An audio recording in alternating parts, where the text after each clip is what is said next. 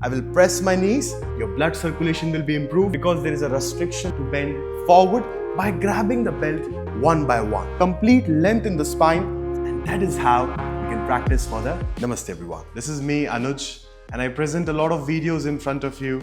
And today I'm introducing a great series of yoga where we will observe different students' body and we will try to adjust them and correct their alignment, and we'll understand how we can use this approach for a better upliftment, not only for the practitioners but as well as for the teachers.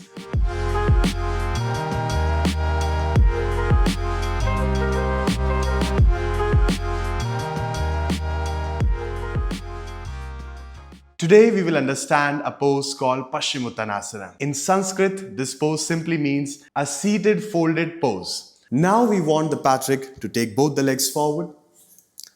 He will raise both the arms up and he will bend forward. He's doing amazing. Basically, his approach of practice is great.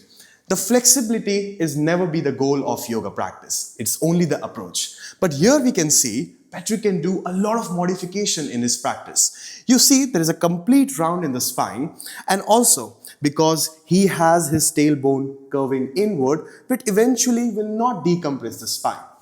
He has the extension of the leg. There is a stiffness around the hamstring. So we can work and improve this posture by the help of the three props: the blocks, the bolster, and a yoga belt. So the first thing which is required is a blanket. We need some elevation for his spine to let the legs moving downward. In this method, the blood circulation and the compression on the tailbone can be completely elevated. Let's try and work around there. So we will tell the Patrick to place the blanket, and always remember the softer side of the blanket should be in the front. We need one more blanket. So we'll place another blanket to give him more elevation of the spine. Now that is correct. Now you can see his legs are falling downward and he can able to sit on both the seated bones very comfortably. Now let's move to the next part. So once you have some elevation in the spine and the legs are falling downward, we want his knees to be bent. Because remember, a knee bend will help us to create the more control of the navel. So we are going to place a bolster under his knees, which is going to support his knees and will allow him to keep a spine naturally tall. Now, after this practice, he can raise his both the arms up.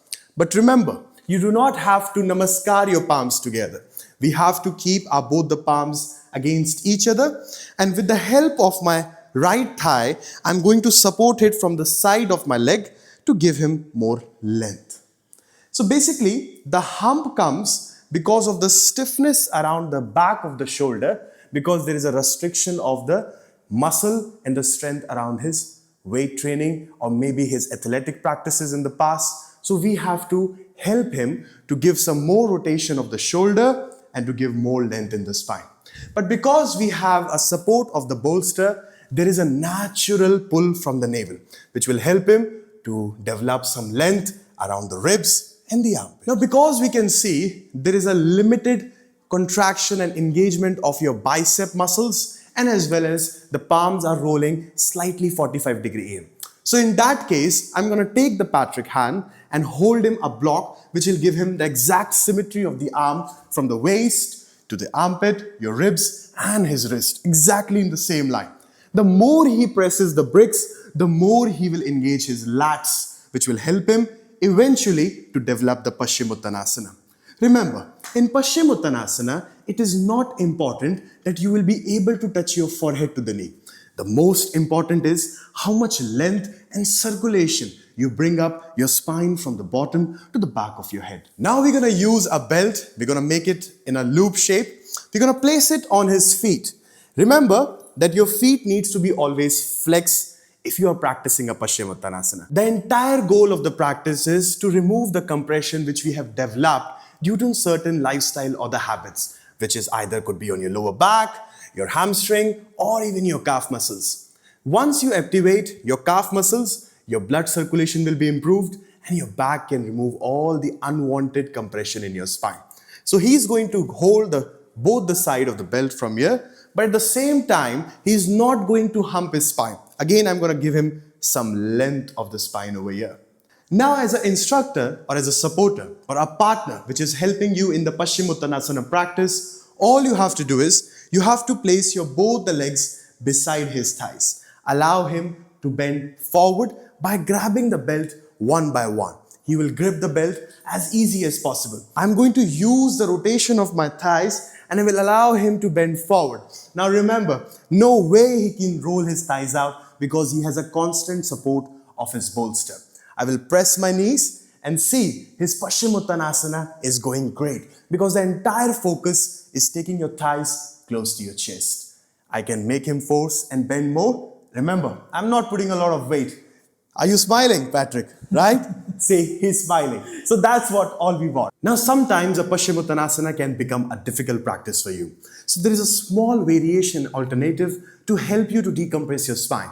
And if you start with this practice, I can guarantee you 100% that the Paschimottanasana becomes so easier and effortless practice for you. Let's see and look into it to the next practice. So first, Patrick will come on his knees and he will take 1 forearm distance from his elbow and his wrist. So this is the 1 forearm distance. He's going to keep his palms up, lifting the elbows off the floor, and make sure the distance from your wrist, both the wrists, should be shoulder width apart. Now, once he's into the cat and cow pose, he will go to the downward facing dog by trying to attain the heels on the ground. Let's see. So he's going to tuck his toes in and he's going to lift up, come up, and try to press the heel and push the chest towards the thighs. Now see, the problem lies over here with the rounded curvature on your spine. The simple practice comes where Patrick will bend the knees exactly how he did with the bolster, and then when he pushes his chest towards the thighs with his lower back lifting up and the navel pulled inward, it becomes easier for the practice. Now you can see there's a complete length in the spine from your wrist to the shoulder and towards the back. And that is how you can practice for the downward facing dog, which helps you for Paschimottanasana with the just heels up and knees bent. And thank you so much. We will bring more of these videos in the future for a therapeutic. Thank you so much to our amazing demonstrator, Patrick, and I will see you in the next video. Thank you.